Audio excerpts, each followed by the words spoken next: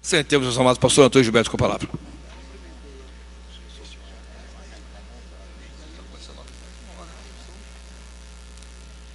Aleluia. Aleluia.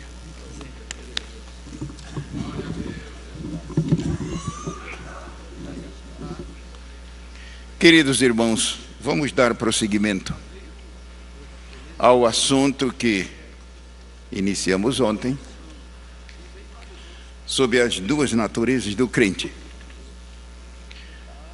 Se os irmãos tiveram tempo de dar uma olhada no manual, ou seja, no conjunto de apostilas, há cochilos gráficos na impressão.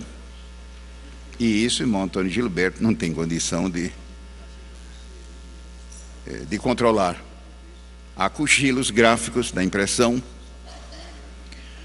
há também na paginação, e aí eu deixo a critério de cada aluno, depois harmonizar isso.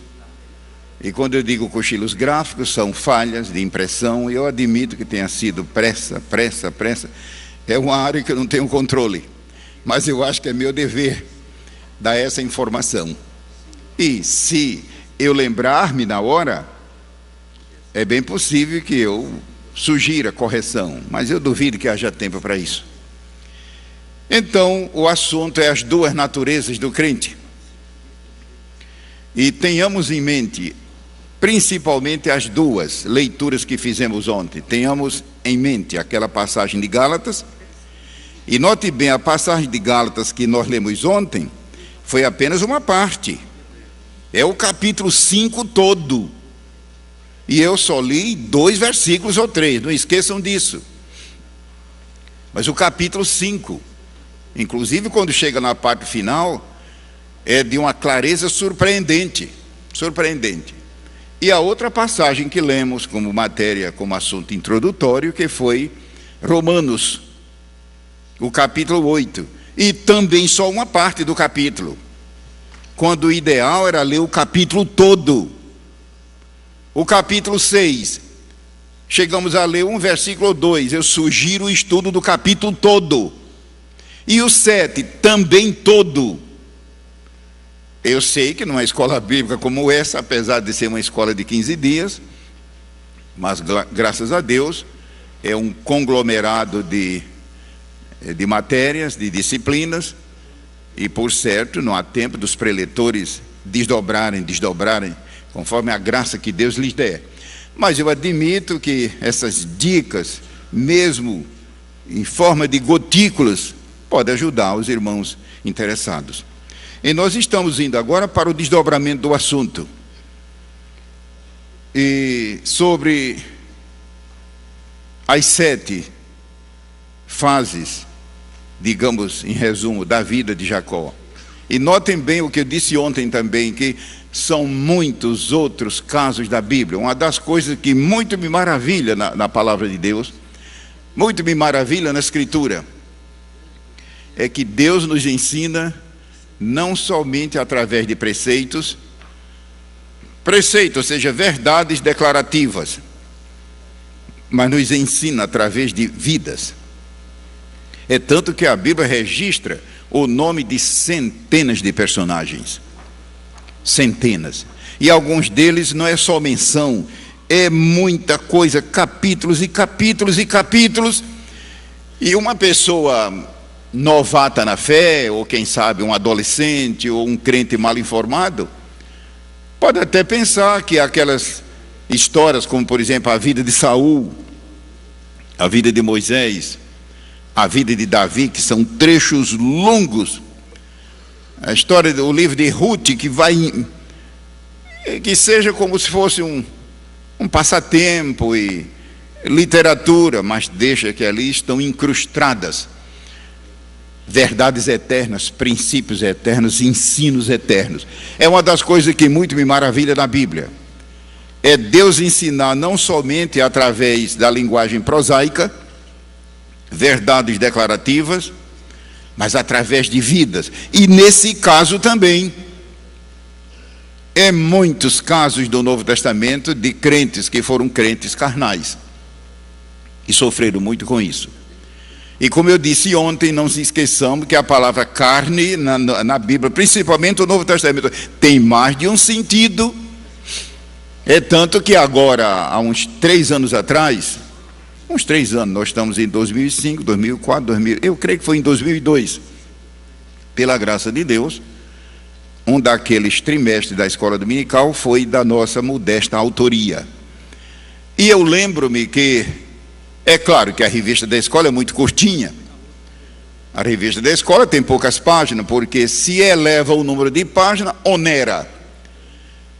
E como é que a casa vai fazer? Repassar o custo para o usuário. E lá se vai, problema de correio. Resultado, a revista do mestre ainda é grandinha, mas a do aluno é bem pequena, né?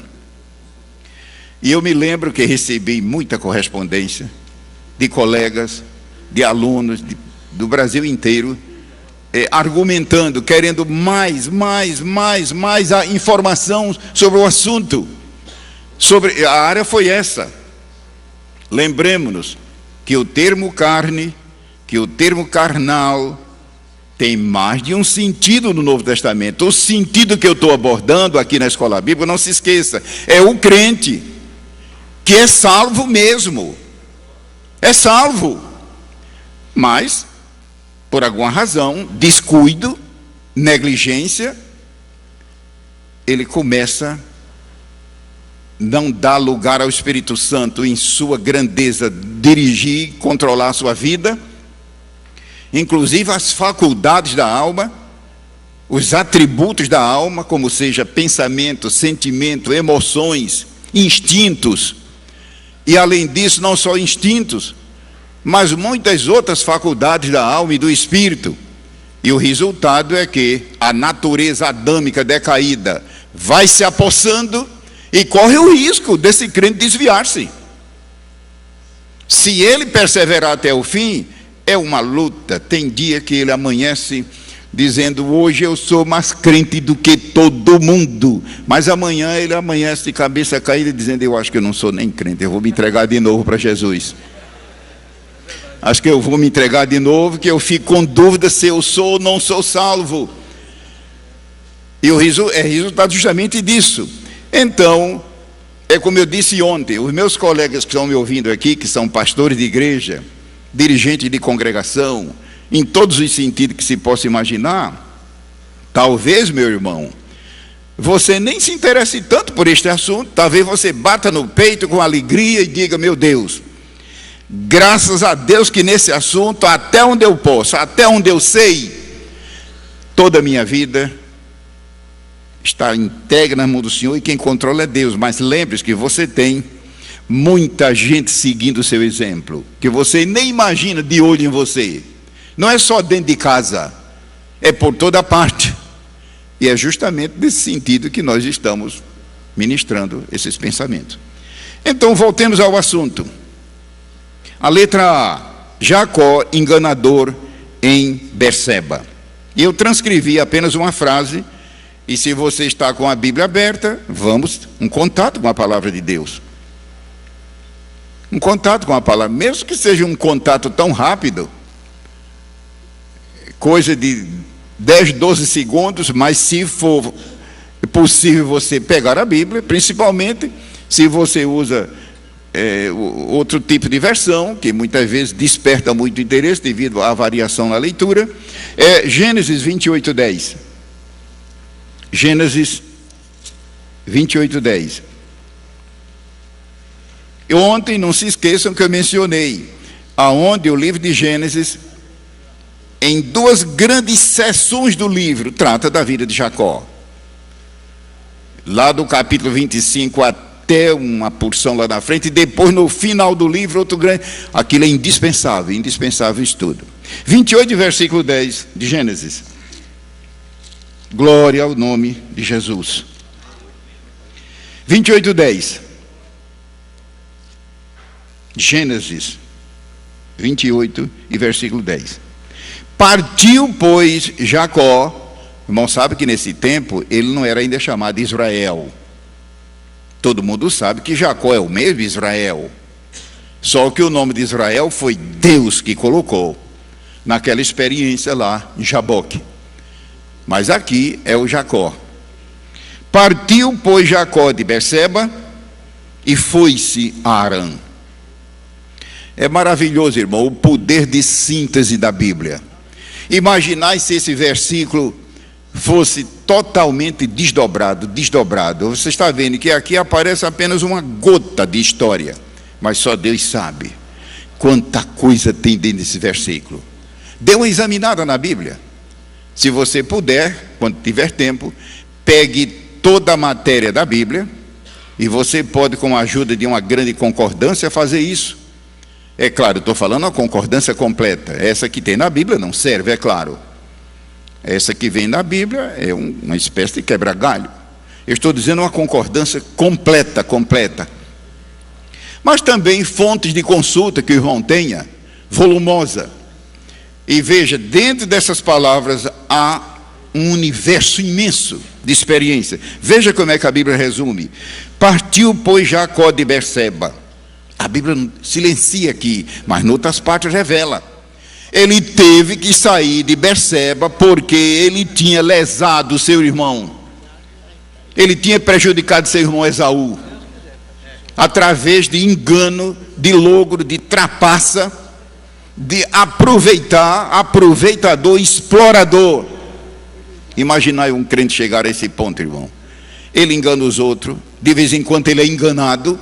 Os irmãos lembram que antes do Jacó, através de logro, adquirir a bênção patriarcal de Isaac, seu pai, os irmãos sabem que naquele tempo a dispensação era outra. Eu não posso entender porque é que certos estudantes da Bíblia dizem que as dispensações foi Escófide que inventou. Escófide coisa nenhuma, está na Bíblia. E você vê que no seminário teológico hoje não entra mais dispensações, porque eles dizem que foi MacDonald que inventou e etc. Bom, eu não digo que eles tenham cometido algum exagero, mas o ensino está lá. E naquela dispensação, Deus tinha dado ao patriarca esse poder de transferir a bênção patriarcal. Alguém diz, mas como assim? É que a bênção patriarcal tinha a ver com a linhagem messiânica, tinha a ver com o futuro Messias, o Senhor Jesus Cristo. Então você está vendo que era sério, era o plano de Deus em marcha, aquela promessa que Deus fez no Éden, que a semente da mulher, ou seja, o descendente, esmagaria a cabeça da serpente. Ali foi apenas um lampejo divino, e foi o caso de, antes de Jacó, através de logro e de trapaça, adquirir a bênção patriarcal. Ele já tinha enganado já Esaú antes. Ele tinha conseguido adquirir a primogenitura. Os irmãos lembram, foi antes que ele enganou a primogenitura, aquele caso, daquele caldo gostoso que ele fez. E era uma lástima, irmão, que Esaú, irmão dele, não tinha visão espiritual. Não deu valor às coisas de Deus e por um prato de sopa, vamos dizer assim, vendeu a primogenitura. Lá no livro de Hebreus capítulo 12 diz que ele depois tentou com lágrimas, readquirir, mas era tarde. As coisas de Deus não se adquirem assim. Veja, Jacó conseguiu, através de astúcia, de trapaça e de logro, adquirir a primogenitura. Logo mais, o seu próprio sogro, o Labão, enganou também num caso de primogenitura. Ou seja, ele caiu na própria rede com que ele ludibriou seu irmão. Como assim? A moça que tanto Jacó amava, chamada Raquel, na noite do casamento, o sogro entregou a outra filha, que era primogênita. Ou seja, ele foi ludibriado também num caso de primogenitura. Ou seja, aquele que faz o mal recebe de volta na mesma moeda, pior ainda. Porque casamento é brincadeira, é muito sério. E a moça que ele tanto amava, que era Raquel, na noite de núpcias, o seu sogro, Labão, deu a outra filha. Era primogênita. Assim como ele enganou seu irmão num caso de primogenitura, recebeu o troco, pior ainda. É o que diz em Gálatas capítulo 6, que de acordo com a sementeira vem a colheita. A lei da sementeira é colheita. É uma lei inexorável. E o pior, sempre que a pessoa colhe, colhe mais do que semeia. Se você planta, por exemplo, um grão de arroz, um grão só, se o grão nascer direitinho, quando sair o cacho de arroz, são dezenas e dezenas de grão. Planta-se um grão de milho, tudo bem, se der certo, digamos que o pé de milho dê 2 espigas, conte quantos grãos tem. Tenhamos cuidado com a sementeira que estamos fazendo. É verdade que às vezes a colheita demora e dá a impressão que Deus esqueceu, mas é uma lei bíblica. Aquilo que se semeia, se colhe, só que a colheita é multiplicada. É uma lei inexorável. Então, em Gênesis 28:10, partiu, pois, Jacó de Berseba e foi-se a Harã. Só Deus sabe quanta amargura. Ele saiu porque seu irmão intentava matá-lo. Agora veja, Jacó, que era um rapaz caseiro, Esaú não. A Bíblia diz que ele era um homem muito ligado ao campo. Mas Jacó era um rapaz caseiro. Isso mostra, irmão, que essa história que eu digo no sentido correto, que hoje a ciência tanto evolui, que é justamente o estudo da personalidade humana e a área dos temperamentos. Muita gente facilita com isso, inclusive obreiros, dizendo que temperamento é coisa do acaso. É real, nós todos somos portadores de temperamento. Veja, o de Jacó, ele era voltado para o lar, mas o Esaú era diferente. Imagine a angústia que ele sentiu de sair para o exílio. Voltando às notas aqui da apostila, vamos tomar o capítulo 27 de Gênesis, versículo 36, para ver um resumo disso aqui. 27, 36. Eu estou dizendo um resumo porque, de fato, é um resumo do assunto. 27, 36, de Gênesis. Irmão, lembre-se, aqui se trata quando ele, através de astúcia e de engano, através de caloteiro, né? Ele enganou seu irmão no caso da bênção. No versículo 36 diz: então disse ele, quer dizer, o seu próprio pai, Isaque, não foi o seu nome, desculpe, o próprio irmão, aqui foi Esaú, não foi o seu nome justamente chamado Jacó? Por isso que já 2 vezes me enganou. Você sabe quais são as 2 vezes? A primeira foi quando ele usurpou a primogenitura. E aqui a segunda vez foi quando ele conseguiu a bênção patriarcal através de logro. Prosseguindo a leitura: 2 vezes me enganou, a minha primogenitura me tomou, e eis que agora me tomou a minha bênção. Mas disse: não reservaste, pois, para mim bênção alguma? É um resumo apenas dos 2 logros, das 2 trapaças. Voltando aqui às notas, Jacó usou de astúcia e de má fé para com seu irmão gêmeo Esaú, que acabara de chegar do campo, cansado, fraco e faminto. Então, um caso de exploração, de aproveitador. Jacó aproveitou-se da situação para adquirir a primogenitura de Esaú, o qual, por falta de fé e divisão espiritual, desprezou a bênção por um prato de lentilhas. Ou seja, o desejo de Jacó, o propósito dele, num certo sentido, era bom, era coisa boa. A bênção patriarcal, que só você estudando o livro de Gênesis e os livros, o Pentateuco, para entender profundamente, e a primogenitura. Só que ele adquiriu isso por meios espúrios.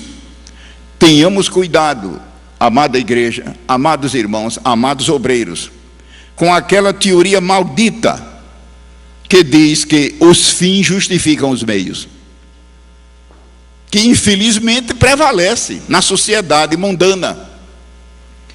que se a finalidade é boa, não interessa o meio que eu use, interessa sim. O mesmo Deus que estabeleceu o objetivo, estabeleceu os meios para chegar lá. E isso é correto no sentido social e no sentido espiritual. Ah, mas no sentido social também. No sentido espiritual, Deus fez tudo certo. Deus estabelece alvos, meta, objetivo, mas os meios. Por exemplo, a salvação em Cristo, a gloriosa salvação. Deus estabeleceu o objetivo. Todo pecador precisa ser salvo. Eu e você somos salvos, mas todo mundo Deus quer salvar. A salvação é a meta de Deus. A Bíblia diz: Deus quer que todo homem se salve. Está lá escrito, Deus quer. Graças a Deus por isso. Deus quer, não é segredo. É uma das bênçãos, uma das coisas que nos estimula a pregar, é porque pregamos um evangelho que, olha, eu suponho que Deus, suponho não, Deus quer salvar. E isso nos enche de alegria e de gozo e de audácia no sentido espiritual, no sentido correto. Mas Deus estabeleceu o caminho para chegar lá. Ele disse: é mediante a fé. É mediante a fé. Deus estabeleceu o alvo e também o meio. E qual é o meio? A fé em Cristo. Outra coisa Deus não aceita. Nem testemunho, nem moral, nem boas obras, nem hereditariedade. Olha, eu sou descendente da rainha Elizabeth. Para Deus não tem valor nenhum. Deus estabeleceu o meio. E qual é o meio? A fé em Cristo, para que ninguém se glorie diante de Deus. E até a fé pela qual nós somos salvos, também é Deus que dá. É uma das coisas que às vezes é difícil para entender certas coisas da Bíblia, é o problema de tradução. Em língua portuguesa, nós não temos muitos termos que equivalem exatamente ao original, como é o caso, por exemplo, dos plurais. Quando Paulo disse a Timóteo, eu creio que os irmãos se recordam bem, quando Paulo disse a Timóteo nas epístolas: Timóteo, tu sabes de quem tu aprendeste? De quem? Pegue o termo no original para ver. Quem ali é um plural. Agora, como colocar isso em português? Que nós não temos plural para a palavra quem. Em português não existe plural para quem. Mas o original, ele disse: Timóteo, tu bem sabes de quem tu aprendeste. Qual é a impressão que dá? É que foi só Paulo. Nada, ele está dizendo que não foi só ele, mas também os obreiros dele. Significa, meu irmão, que se você é obreiro, auxiliar, siga seu líder. Se é um homem de Deus, o que ele ensinar, ensine também. Se ele está dentro da palavra de Deus. Como colocar isso em português se nós não temos plural para a palavra quem? É o que acontece também nesse fato aqui. Mas Deus estabelece o objetivo e estabelece o meio. Jacó não fez assim. Ele queria chegar ao objetivo da bênção, mas por meios espúrios. Que Deus nos guarde. Quando um crente faz isso e repete, a natureza carnal começa a prevalecer e ele se torna um trapaceiro. Coisa terrível, terrível. Voltando à leitura, Jacó aproveitou-se da situação para adquirir a primogenitura. A primogenitura que era exatamente pertencente a Esaú, que era o primogênito. E que dê tempo agora para dar uma olhada nesse assunto. Quais eram as bênçãos da primogenitura naquela dispensação? Veja, hoje em nossa cultura brasileira, ocidental, isso não faz sentido nenhum. Mas acontece que na linhagem messiânica, quando você puder, dê uma olhada nisso. Aqui no auditório, muitos irmãos aqui são pregadores, escrevem artigos, escrevem livros. Quais eram as bênçãos que Deus estipulou para o primogênito? Eu não vou ter tempo de tocar nesse assunto, porque à primeira vista pode parecer uma coisa simples, irrisória, mas nada. E sempre tudo ligado ao futuro Messias, o Filho de Deus, o mediador, o nosso Senhor Jesus Cristo. Por isso que ele disse lá em Lucas 24, não convinha que se cumprisse tudo que estava escrito na lei, nos profetas e nos salmos. Significa que ele é o centro da Bíblia toda. Apesar de não aparecer muitas vezes o seu nome explicitamente, mas o Senhor Jesus é o centro é o princípio, o meio e o fim de toda a palavra de Deus, de toda a revelação divina. As bênçãos da primogenitura, o qual, por falta de fé, o crente carnal usa muito de fingimento, engano e mentira. E é notas que eu estou lendo. Ele afirmou para seu pai Isaque que Deus mandara uma caça ao seu encontro. Veja, 27, versículo 20. Então disse Isaque a seu filho, não sabe que Isaque era o pai dos dois: como é isto que tão cedo achaste, filho meu? E ele disse: o Senhor teu Deus a mandou ao meu encontro. Imagina uma caça querendo se suicidar.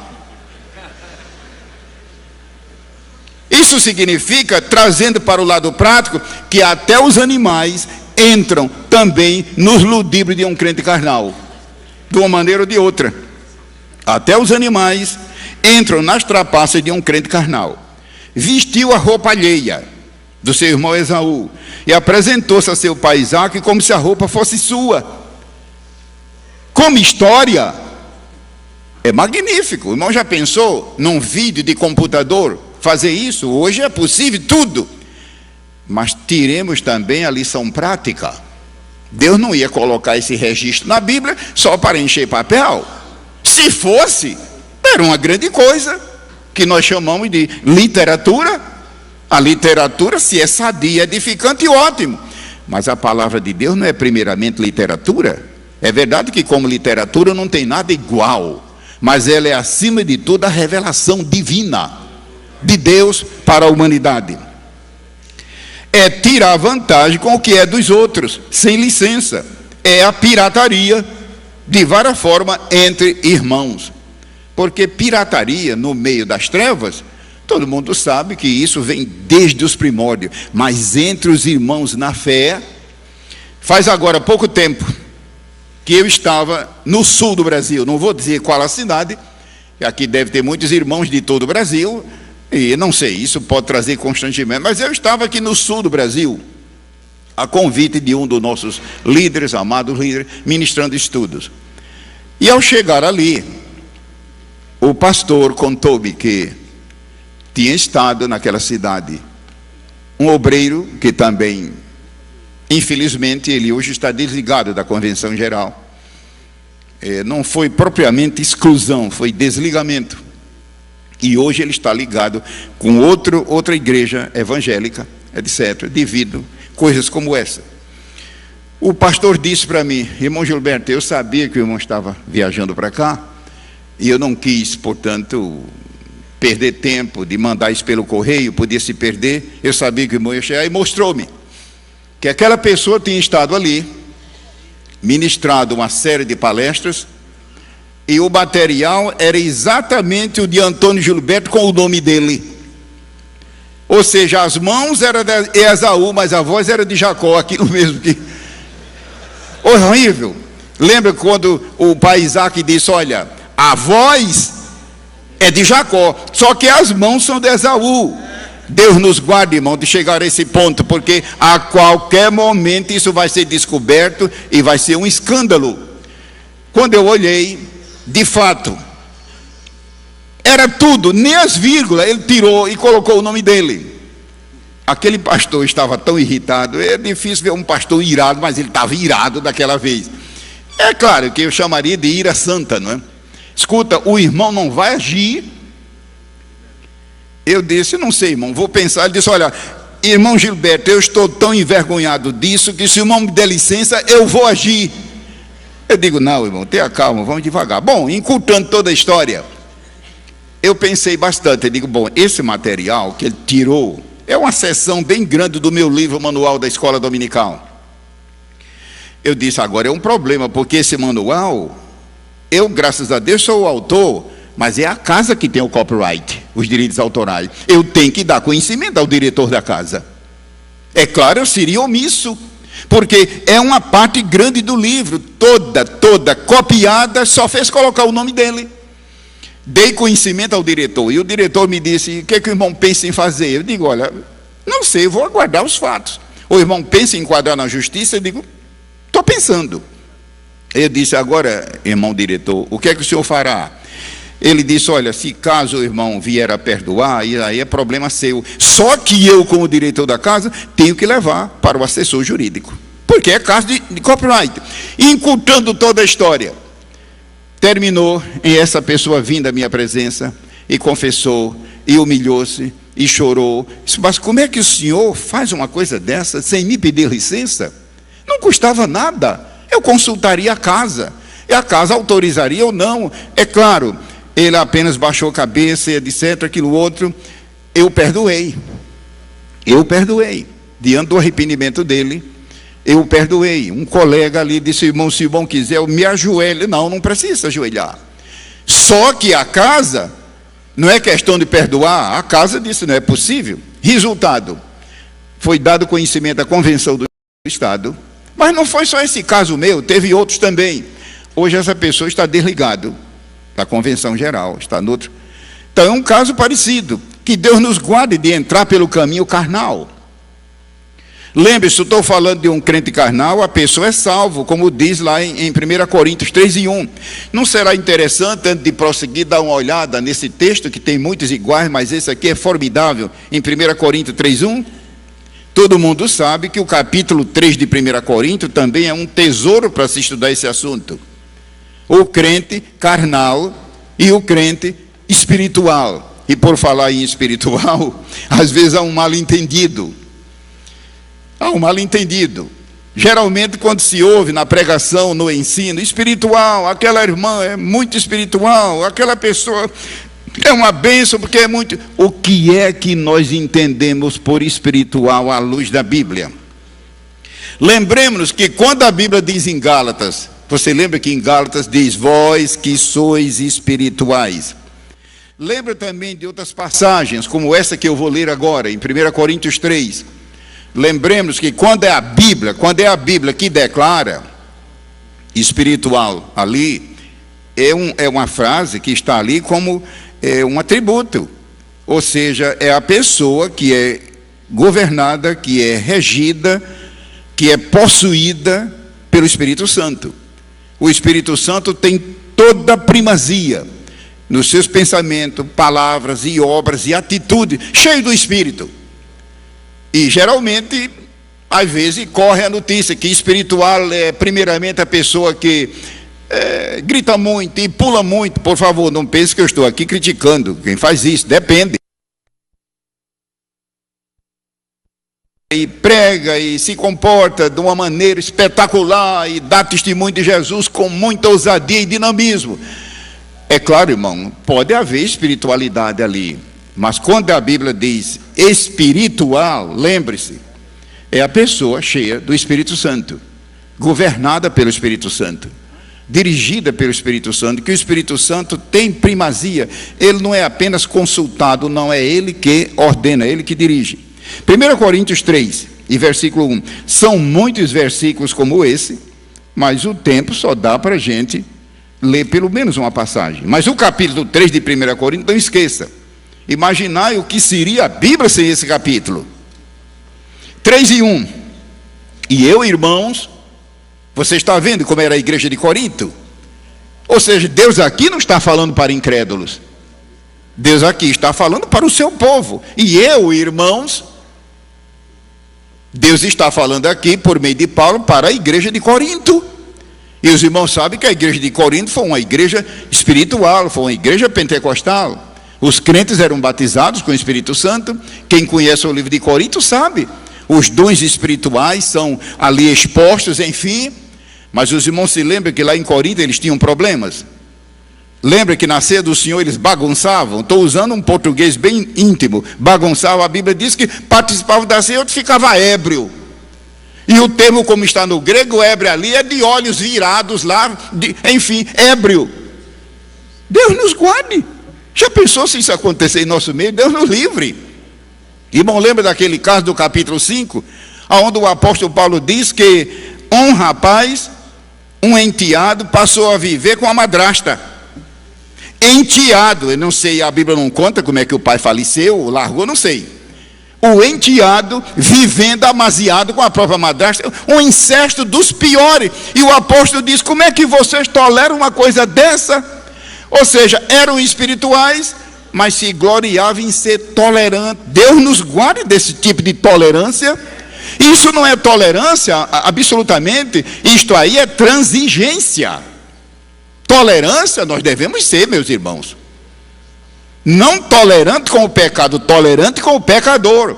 Deus ama o pecador, mas não seus pecados. O apóstolo pergunta: como é que vocês fazem isso em Corinto? E eles se gloriavam de não ter disciplinado o rapaz. Você conhece a história, como é que Deus usou o apóstolo Paulo e executou a disciplina correta. E era uma igreja. Então, o que eu quero dizer com isso? Uma igreja evangélica pode ser espiritual, pode ser pentecostal, e se não tomar cuidado para observar a doutrina, cair nisso. Os irmãos já notaram que em Tessalônica era o contrário? Lembra o que foi que Deus disse para a igreja de Tessalônica? Não sufoqueis, não extingais o espírito. O que é que nós entendemos por isso? Que não foi uma recomendação, foi uma ordem: não extingais o Espírito Santo. Significa que lá em Tessalônica, ninguém sabe a razão, começaram a frear. Aqui não pode falar em língua, não pode profetizar, não pode. Aqui é proibido. Não, deixa. Agora deixa como? Através da doutrina. A doutrina regula. O mesmo apóstolo diz lá em 1 Coríntios: se entre vós houver visão e revelação e línguas e interpretação, deve haver também doutrina. Está escrito lá, doutrina entre vós. Doutrina é a doutrina bíblica. Isso significa que a doutrina do Senhor não é uma coisa teórica. Se ela for ministrada com a própria palavra, com a unção de Deus, o efeito é extraordinário. Ela tem poder de regular, ela tem poder em todos os sentidos imagináveis, no sentido bom. Voltando aqui, 1 Coríntios 3:1. E eu, irmãos, portanto, ele estava se dirigindo à igreja: não vos pude falar como a espirituais. Lembre-se que a palavra espirituais aqui é cheio do Espírito Santo. Povo submisso, cheio do Espírito. Mas como a carnais, eram irmãos, e como a meninos. E veja agora como diz o final: em Cristo, em Cristo, em Cristo, em Cristo. Eram carnais. Mas note bem, o termo carnal tem mais de um sentido. Eu estou pegando em 1 Coríntios 3, dentro do mesmo assunto de as duas naturezas do crente. Mas por que, irmão Gilberto? O termo tem outro sentido no Novo Testamento, que nós não vamos abordar. Há pelo menos uns 8 sentidos colaterais. Mas veja, como é que em Corinto chegou a esse ponto? É uma pergunta que eu estou fazendo a nós mesmos, e não estou pedindo que ninguém responda, a não ser no sentido introspectivo. Como é que a igreja de Corinto chegou a esse ponto? Do apóstolo dizer: eu não vos pude falar como a espirituais, mas como a carnais, como a meninos. O irmão sabe que um menino é uma criança, e todo menino é subdesenvolvido.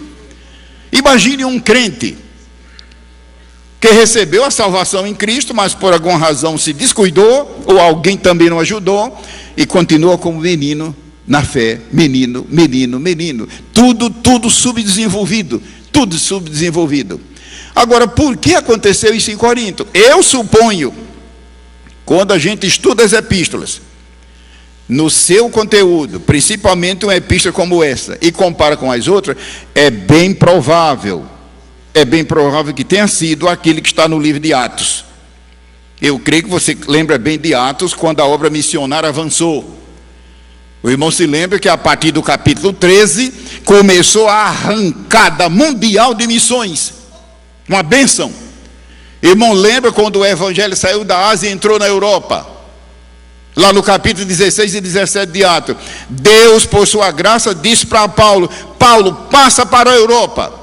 Lá no livro de Atos diz: passa para Macedônia. Você sabe que Macedônia era Europa, não era Ásia. E Paulo estava na Ásia.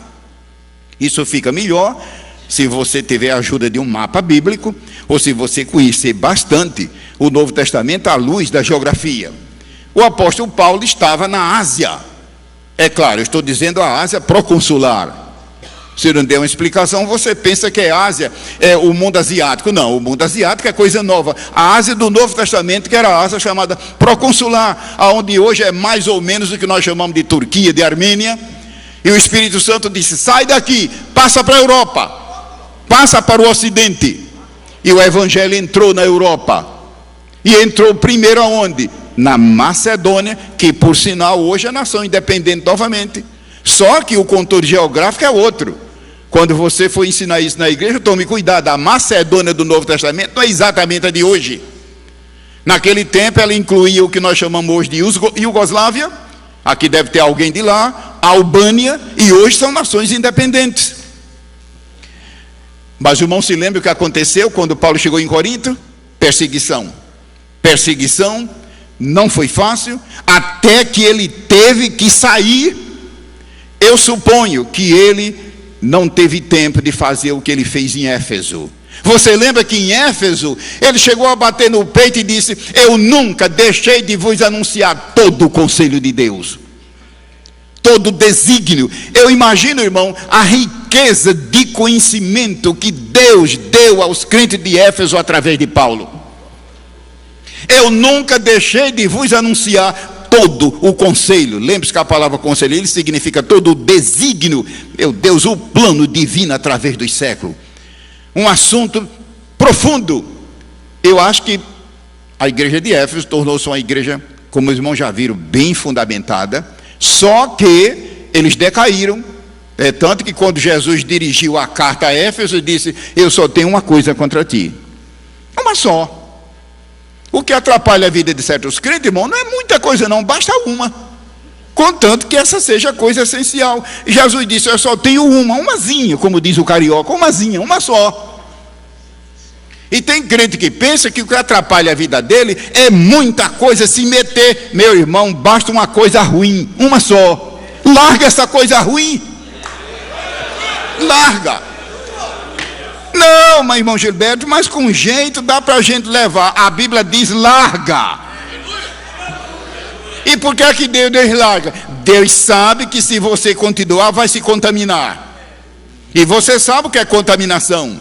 Você sabe o que é comida contaminada, uma fruta contaminada, e o resultado que dá. Deus está dizendo: larga. Não, mas dá para conviver. Eu acredito que eu continuando, eu vou terminar ganhá-lo. Você que será ganho por eles. Larga logo isso. Falsos ensinos, falsas filosofias. Larga, a Bíblia diz larga. Resultado, Paulo não pôde em Corinto ministrar, e etc. Mas Éfeso, Jesus chegou a dizer: eu só tenho uma coisa contra ti, deixaste o teu primeiro amor. E o resultado foi aquelas exortações. Então, 1 Coríntios 3:1 é magnífico. Temos agora alguns mais minutos, vamos até as 10:10. Voltemos às notas. Jacó também usou suas mãos para enganar, disfarçando-as com pele de animais. É a pessoa usar de engano no trabalho que executa. Todo mundo sabe que mãos na Bíblia é comandar. A toda hora a Bíblia diz: andar em Cristo, vós que andai. Você sabe que o sentido ali é viver, no sentido do dia a dia, espiritualmente e socialmente. É a pessoa usar de engano no trabalho que executa. Mãos falam de trabalho por serem o principal instrumento para isso. Nos 3 casos acima, o da caça, o da roupa e o das mãos, sua mãe Rebeca forjou todo o ardeu. Coitada da Rebeca, pagou caro. Ela não devia ter feito isso. E aqui tem uma grande lição para as mulheres cristãs, principalmente se são esposas. Uma grande lição, que o tempo não dá para entrar nessa área. Mas Rebeca fez mal. Mãe que se reúne com seu filho para tramar o mal para o próprio marido ou pai, enfim, é difícil. Jacó não conseguiu disfarçar uma coisa: a sua voz. A voz é a voz de Jacó, disse seu pai. Eu coloquei uma nota em caixa alta. Deixemos o crente falar, e logo saberemos quem ele é. Eu aconselho que, se você tiver dúvida, deixa a pessoa falar. Ou se é cantar, deixa a pessoa cantar. Daqui a pouco você sabe quem é essa pessoa. Chega uma pessoa estranha, deixa falar. A voz, as mãos, olha as mãos, mas a voz não adianta. A voz é de Jacó. Eu acho que existe uma lição prática aqui. Você quer saber quem é a pessoa que está ao seu lado? Ou eu não sei, deixa a pessoa falar. Controle a sua fala e deixa ela falar. A tua fala te denuncia, está lá nos evangelhos. A tua fala te denuncia. Está bem claro. Então eu coloquei aqui, deixa o crente falar, e pronto, daqui a pouco está claro. Você, meu querido irmão, está procurando obreiros para separar para o ministério? Diáconos, presbíteros, pastores, missionários, escola dominical, tudo bem. Uma das coisas que eu aconselho, deixa a pessoa falar. A fala revela o conteúdo, revela tudo. A fala é a expressão do pensamento. A voz não adianta. As mãos ficou naquela dúvida, mas a voz não adianta. A voz é a voz de Jacó. Ainda mais alguns minutos. Letra B. Então, esse foi o caso de Jacó, enganador em Berseba. Que vida terrível. E o crente carnal entra por esse caminho. E o pior é que o pecado se torna calejado e a pessoa nem sente. Mas estão me dizendo que esse negócio está errado, mas eu mesmo não acho. Não acho porque virou calo. Aquilo que o Novo Testamento chama de uma mente cauterizada. Uma palavra que hoje a medicina já quase não usa, devido ao equipamento moderno. Mas eu creio que você sabe o que é cautério. É só pegar uma enciclopédia antiga, e ainda hoje usa em certos lugares. Que torna a pele, o órgão, a orelha, não sei o que, o órgão insensível.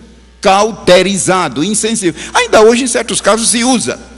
Pense nessa desgraça no sentido espiritual. O ouvido cauterizado, já não consegue separar o correto do certo. A visão cauterizada, para só ver a coisa errada e dizer que está certa. Deus nos guarda, é resultado do pecado sendo repetido. É o caso que nós acabamos de dar uma olhada. Jacó, enganador em Berseba. Letra B, Jacó despertado em Betel. E vamos voltar ao livro de Gênesis 28. Só que agora é o versículo 19. Temos ainda minutos preciosos e vamos aproveitar. Gênesis 28, 19.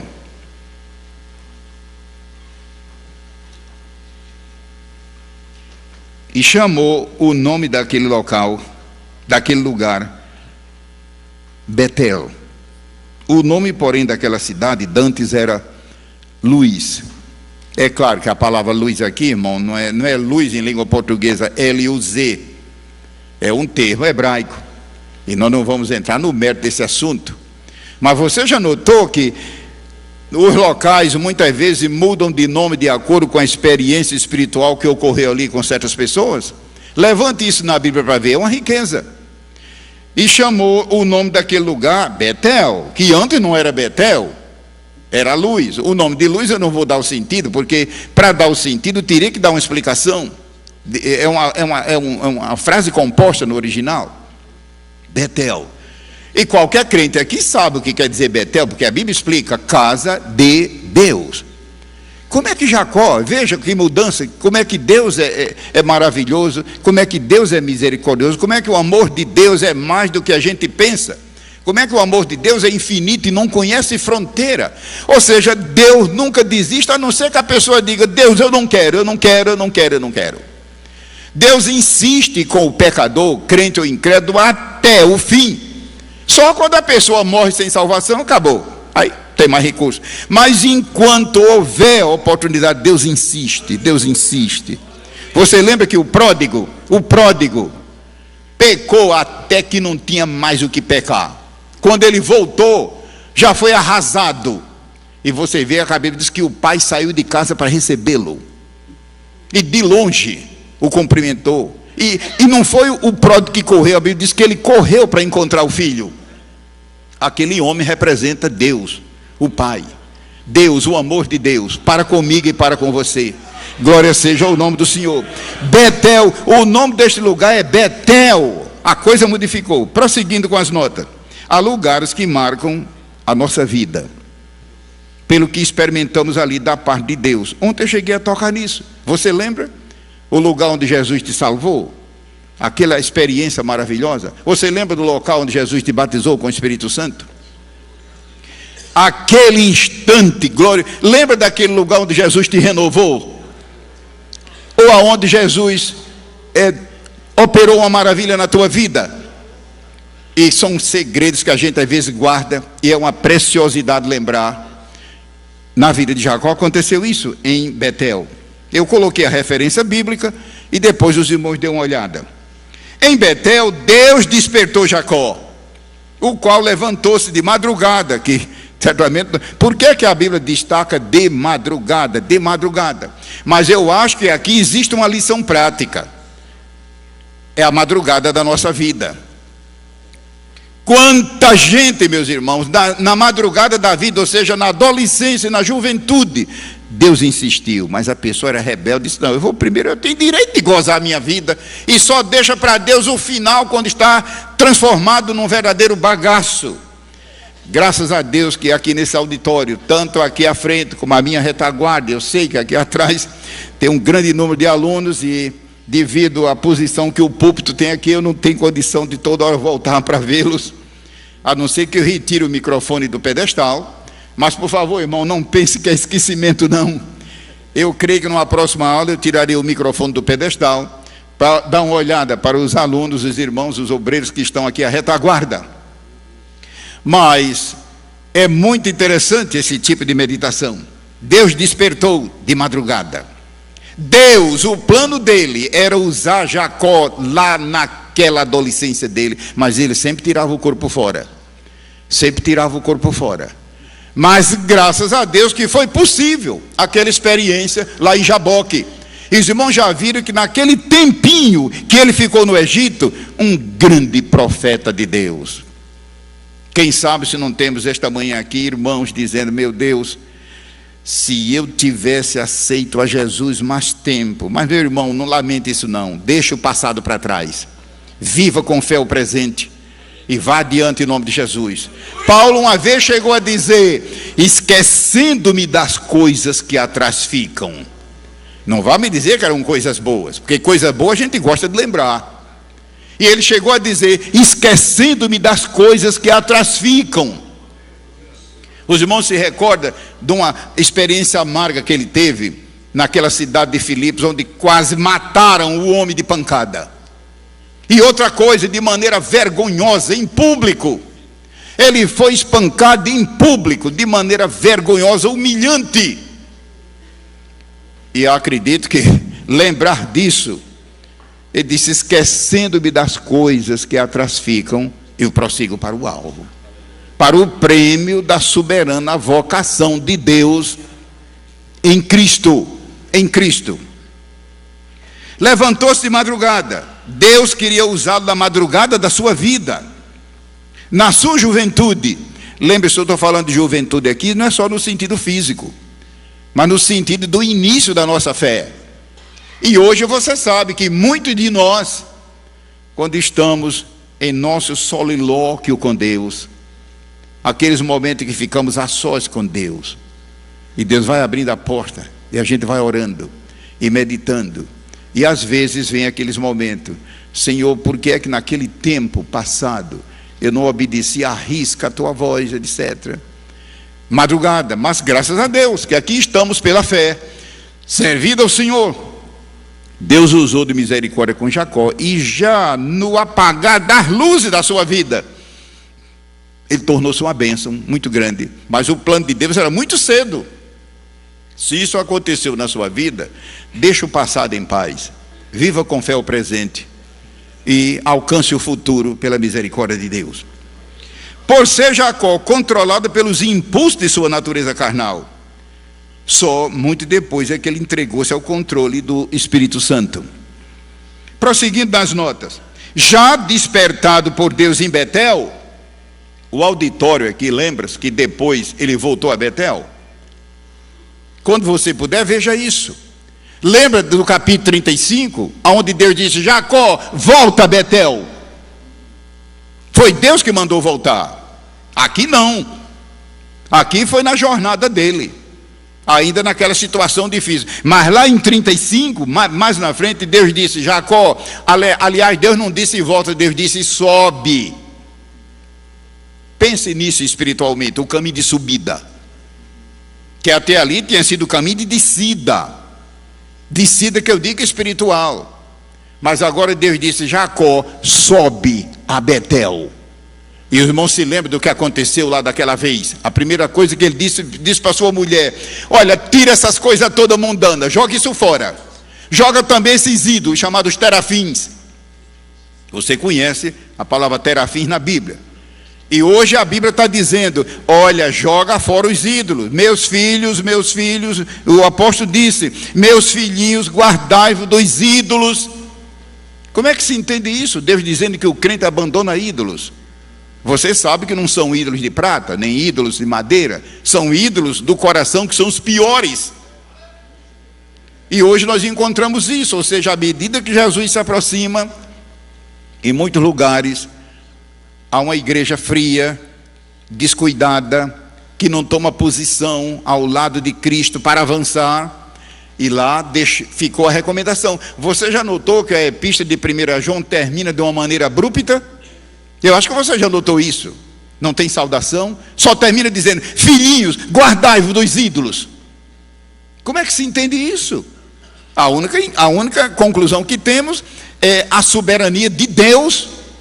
É um caso como aquele de 1 Coríntios, quando a Bíblia conta que o apóstolo Paulo já tinha encerrado a epístola: saudai a fulano, saudai a Beltrano, saudai a Júnia, e aquilo outro, e etc. De repente, ninguém sabe como, ele para e diz: e dizei para Arquipo que ele acabe de cumprir o ministério que Deus lhe entregou. Como é que se explica isso? Se a carta já tinha terminado. Ele já estava enxugando a caneta, talvez, para colocar no depósito. Você está vendo como eles eram tomados por Deus de maneira sobrenatural para nos comunicar a revelação divina? Honremos a Bíblia e saibamos que a Bíblia é a palavra do Deus vivo, imutável, infinita e eterna. É o mesmo caso da primeira epístola de São João. Ele, devido ser o apóstolo do amor, acima de tudo, começava sempre saudando, terminava saudando. Na primeira epístola termina de uma maneira abrupta, dizendo: filhinhos, guardai-vos dos ídolos. Que o Senhor nos guarde, irmão, de ídolos do coração, que são os piores.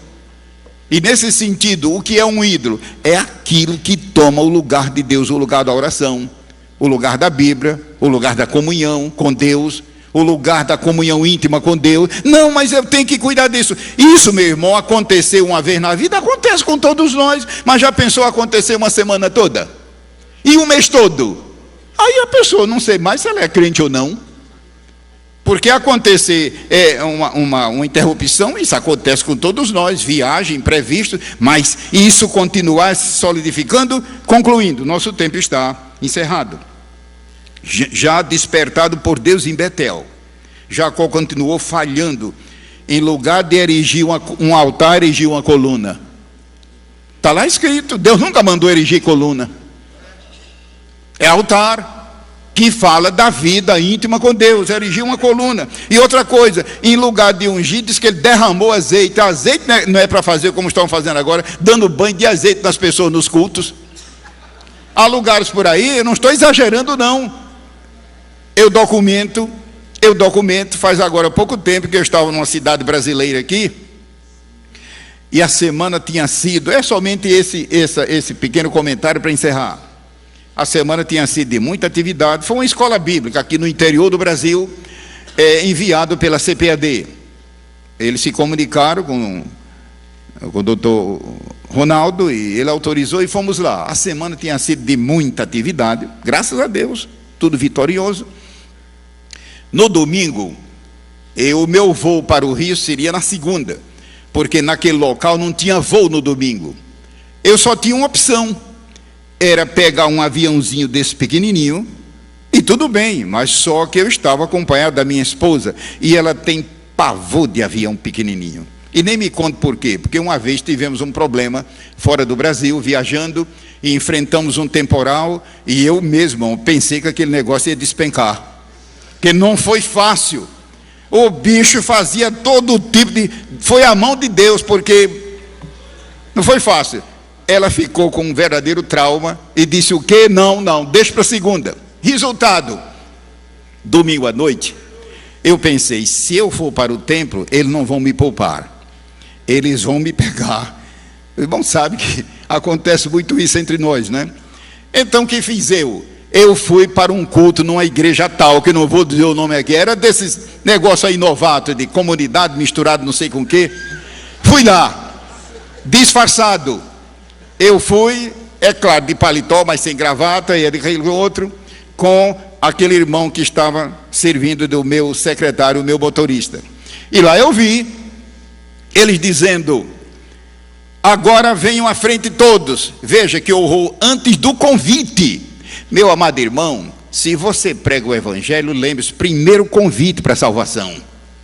E oração pelos enfermos, logo depois, faça. Separe as coisas como Jesus separava.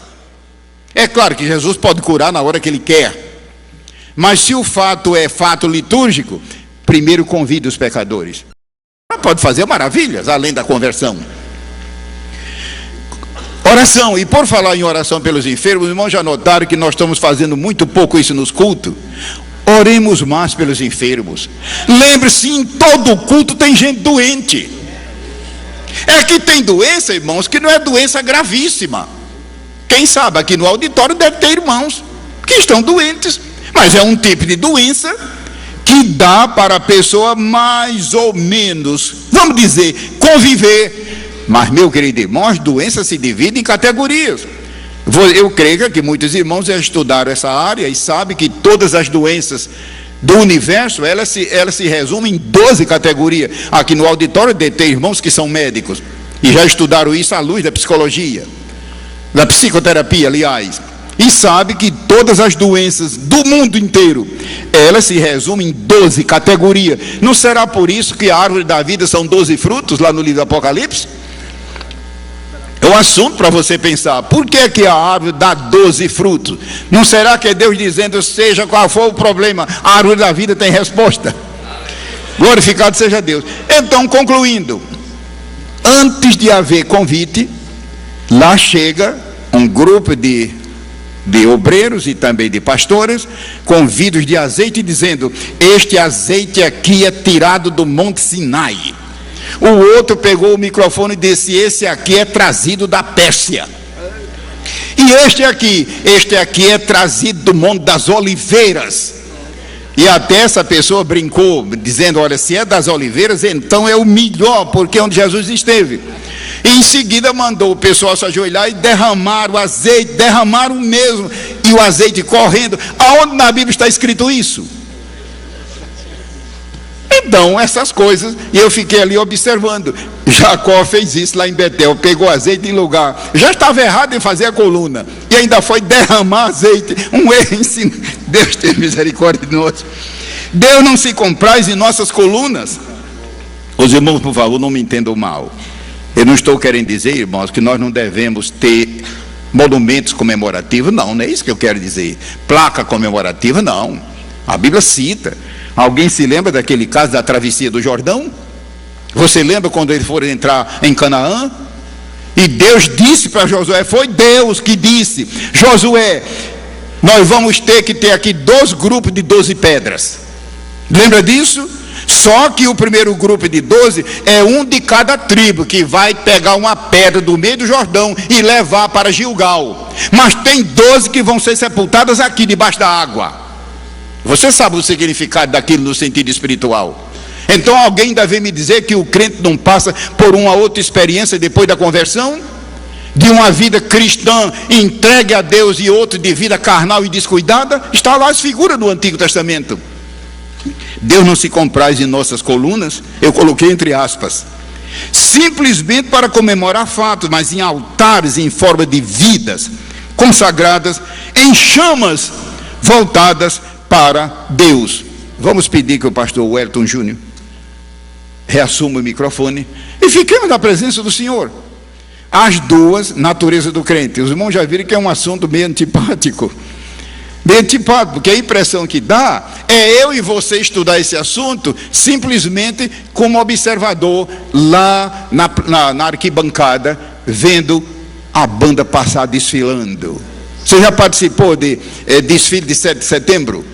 Em que a tropa, os estudantes, não sei o que, os veteranos vão desfilando e a gente fica. Eu espero que você não fique na arquibancada, que fiquemos no meio e participemos do assunto para a nossa edificação. Que assim seja, em nome de Jesus. Amém.